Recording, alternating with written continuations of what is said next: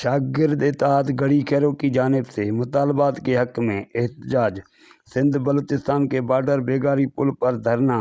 Chairman Mohammad Hanif Raisani, फनाज secretary Hasan Ejaz बिरोई, Nisar Ahmad भट्टी, अजीजुल्लाह बिरोई और दीगर की क़यादत में एहतजाज किया गया।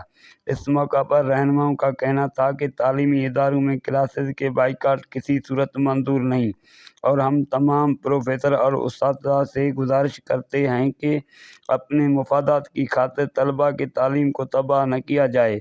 उनका मज़ीद कहना था कि तलबा से इजाफी फ़ी वसूल करके पढ़ाई से महरूम किया जा रहा है और तालीमी इदारों में मीठे पानी समेत दीगर सहूलियात न होने की बायस तलबा अज़ियत में मुब्तला हो चुके हैं। उन्होंने मज़ीद कहा कि अगर तलबा के मुतालबात नहीं माने गए तो गैर मुअय्यना मुद्दत तक एहतजाजी तहरीक चलाई जाएगी। मुज़ाहिरीन ने हुकूमत सिंध और गवर्नर सिंध से नोटिस लेकर सिंध यूनिवर्सिटी और मेहरान यूनिवर्सिटी समेत तमाम तालीमी इदारों में सहूलतें फराहम करते हुए क्लासेज का बाइकाट ख़त्म करने का मुतालबा कर दिया।